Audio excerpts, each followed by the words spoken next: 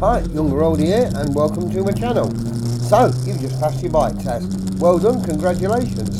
Stick around and hopefully you'll pick up a few tips which will be useful to you. So just cue the intro.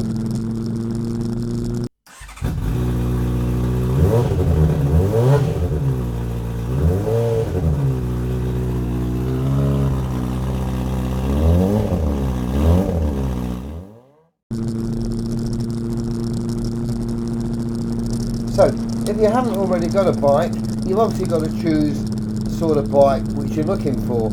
You know, different people prefer different styles, whether it be a sports bike or a retro or a naked style bike. Choose which you want. Obviously, make sure it's going to be comfortable.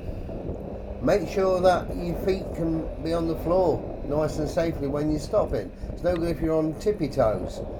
Also, make sure that the bike is suitable for the category of license you've got. If you've got an A2 license, obviously your bike does need to be restricted. If you've got a full A license, then you can have any bike you like. Make sure all your legal requirements are in order. Make sure you've got insurance. I would always advise people to have recovery as well. Simple things like getting a puncture. Like a car, you can just put the spare on or whatever. You're stuck out on a bike. Yeah. So I would always advise to have some form of recovery. Check around for the best sort of deal for you, depending on your age. Insurance can be expensive. Check out my video on insurance. There's plenty of other ones out there as well, which should help you to choose the right insurance for your need. If your bike is over 3 years old, make sure it's got an MOT. Make sure it's got road tax. And make sure you've got the right protective clothing for the season in which you are riding in. So once we're ready for the road, don't just leap on the bike, go flying down the road, chucking the bike into bends, because you're going to come unstuck. It's not safe. So take your time. And just remember, like when you did your CBT, you know, check your brakes, the lights, your tyres, just basic safety checks before you even attempt to take the bike out onto the road. When you're out there on the road, it's going to feel great. You're going to be excited. But just take time to get yourself used to the bike. All clutches are different, all brakes are different, throttle response is different. So just familiarise yourself with your bike. You know, I would always say practice a slow ride like you did on your CBT and on your Mod 1 test. Practice an emergency stop. Do the first couple at a real slow speed just to familiarise yourself with it. If you can't remember the correct procedure on emergency stop, there's mine and many other videos out there where you can just refresh your memory. When you're out there riding on the road, practice your hazard perception skills. You'll do this better by looking as far down the road as you can, taking in as much information as you can and planning ahead.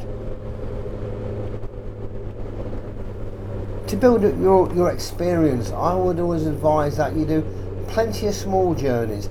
I wouldn't even attempt a long journey or go on a holiday on it. You're not going to be used to riding for such a long time. I find that the concentration levels I need for riding are greater than when driving a car. So, you know, don't become unstuck. Build your experience up gradually and build your distance up gradually. When I took my test years ago, I was probably the last person in the crowd of people who lived near me at the time to actually take the bike test. They were all a lot more experienced riders than me. My first bike was a 1000cc Kawasaki and loads of power there. But I did find a couple of times I nearly come unstuck, especially in bends, etc. because I'm trying to keep up with my friends. I didn't have the experience. I was riding beyond my capabilities. So I would always advise, until you build your experience, solo ride for a little bit. It's all about gaining experience. Now I ride with a group and it doesn't matter.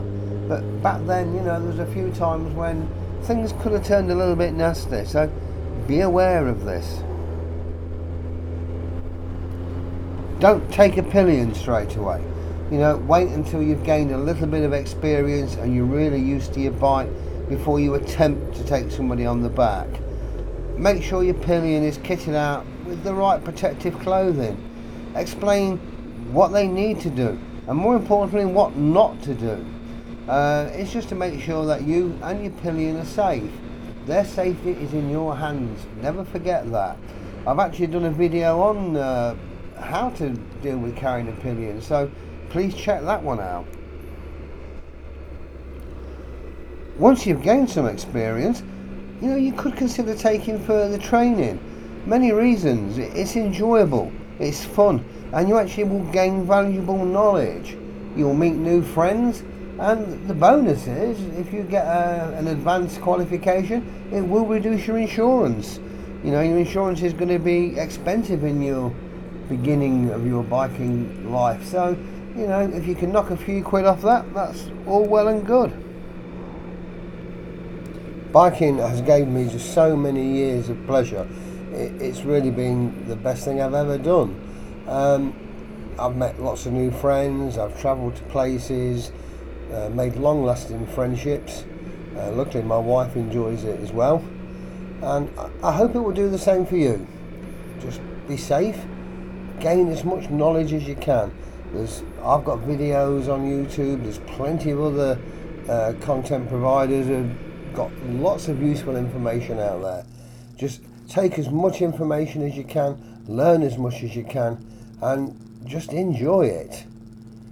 So it only leaves me to say, if you like it, please tick subscribe, and ride safe, and bye for now.